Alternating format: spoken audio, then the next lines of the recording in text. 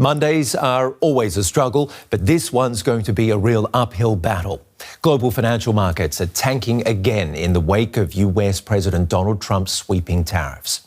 Stock exchanges across Asia plunged at the start of the new week of trading, with fears growing of a global recession. Shares in Hong Kong are down more than 12%. It's the worst day in well over a decade. We've also seen slides in Taiwan, Japan, China, India and South Korea. As investors retreat, huge amounts of money have been wiped off companies' balance sheets worldwide. Despite the chaos on the markets, the US president has defended the steep tariffs he announced last week. I don't want anything to go down, but sometimes you have to take medicine to fix something. And we have such a horrible, we have been treated so badly by other countries because we had stupid leadership that allowed this to happen. They took our businesses, they took our money, they took our jobs. They're calling it Ugly Monday. Let's take a look at the markets here in Europe, which are now just starting to open. This is the live scene at the Frankfurt Stock Exchange in Germany. After a terrible start to trading, all eyes are now on the performance today of European exchanges. Well, imports from EU countries to the US will face new tariffs of 20% starting Wednesday. EU trade ministers are gathering in Luxembourg to discuss how the bloc could and should respond. Some member states favour hitting back with retaliatory levies on American goods, but others want to dial down the tensions to avert an all-out trade war. Every day, €4.5 billion worth of goods and services cross the Atlantic between the European Union and the United States. This bilateral trade is the largest in the world. The tariffs imposed by the Trump administration now make doing business in the US more costly for Europe. And Brussels is preparing to respond strongly. But the preferred option in the EU is a negotiated solution with Washington.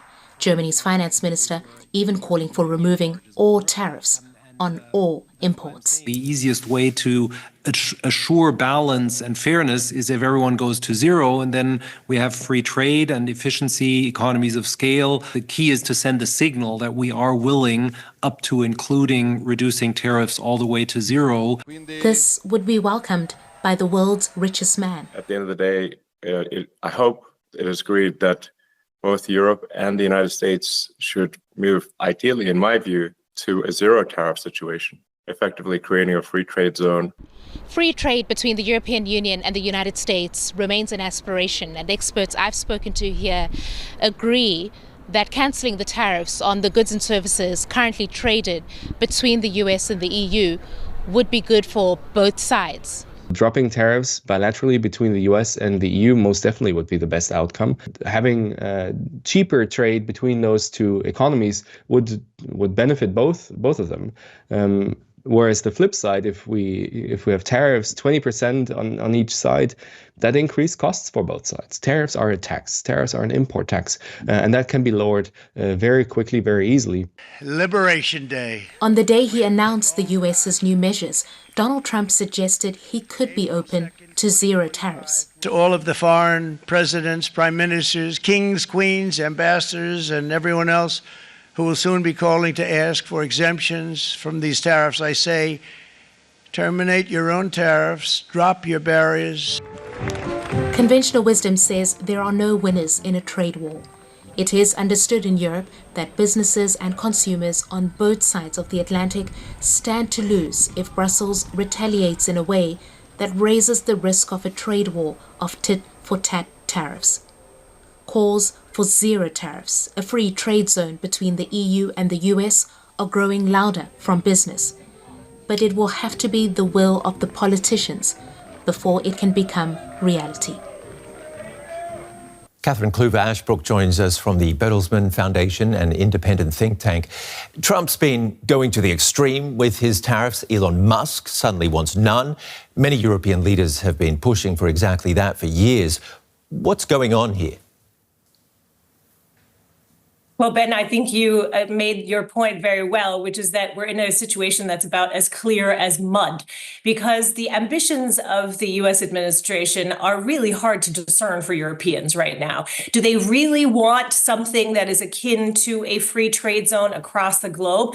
That is something that many could get behind, as we just heard in your piece. Or are they really trying to, as the president also says, bring in a lot of money to fill the coffers such that you no longer need US income tax? Also a problematic situation that wouldn't work out in that same way. So right now, the signaling from the White House is by far the most confusing for other trade partners.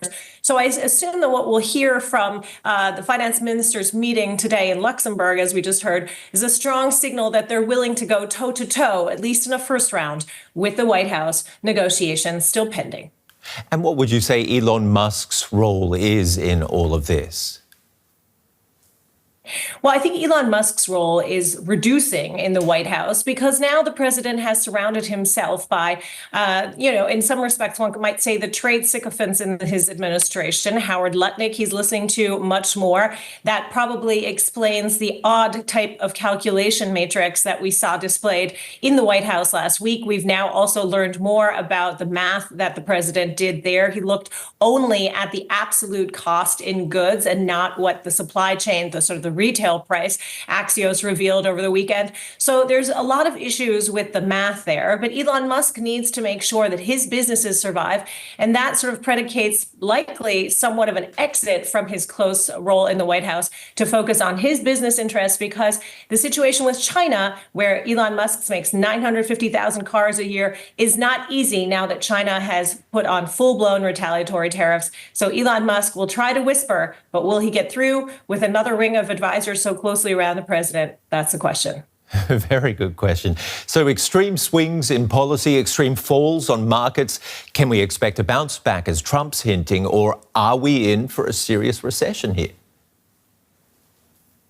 Well, I said as early as the inauguration that we would see recessive energies by the end of Q1, and that's exactly where we are. I think you are going to have problems for, even if tomorrow negotiations started and things began to shift, businesses are cautious, businesses are anxious, as are investors. We're seeing this morning with the Asian markets. They are going to tread very lightly in switching their money around, in looking at their supply chains.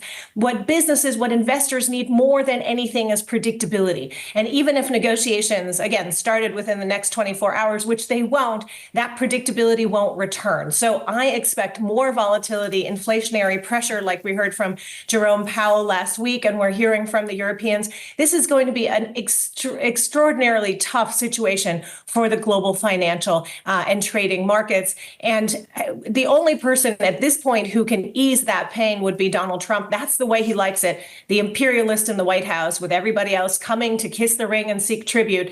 That's really not a way to make sustainable trade negotiations.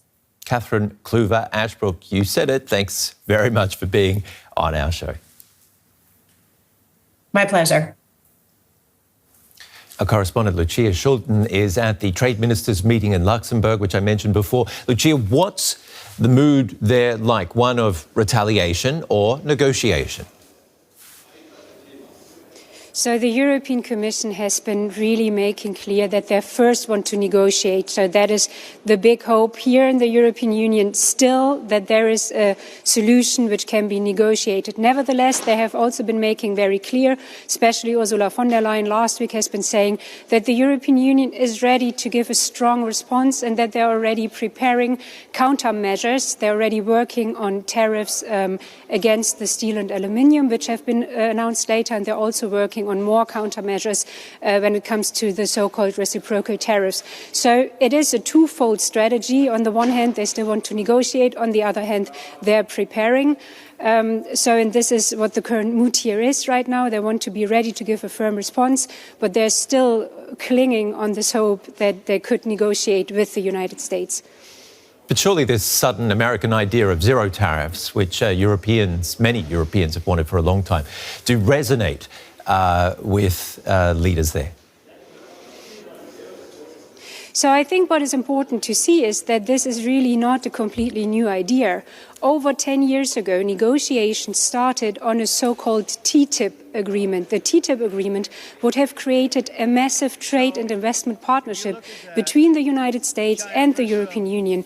These negotiations back then failed, and right now there might be a new opportunity to give this a push, and we will make sure to ask these questions to the trade ministers, which are really important in these questions, the trade ministers of the 27 EU member states, which will arrive here in Luxembourg. We will make sure to ask them the question what they will think of this, so stay tuned. Yeah, TTIP being that transatlantic trade and investment partnership, which we talked so much about for so long. There were other deals like that around the Pacific where Asian nations were keen on zero tariffs, the US wasn't. Are the ministers there where you are just talking tariffs all day? Well, they will also talk about the trade relations with another extremely important trade partner of the European Union, which is China. So the Trade Commissioner here, Maroš Šefčovič, he has just been to China recently, and he will come back here and brief his colleagues, the trade ministers, of the current state and also of his visit. And then in the end, what is to be expected here from this meeting, and I think this is also important to know, is that there will be given political guidance, especially when it comes to the United States, but there will be no concrete legislative decisions taken here by the ministers. It's more about discussions, and it's more about getting out also a united message. This is what we've heard from a senior EU diplomat beforehand. A united message and hopefully some sort of deal. Lucia Schulten for us in Luxembourg. Great catching up.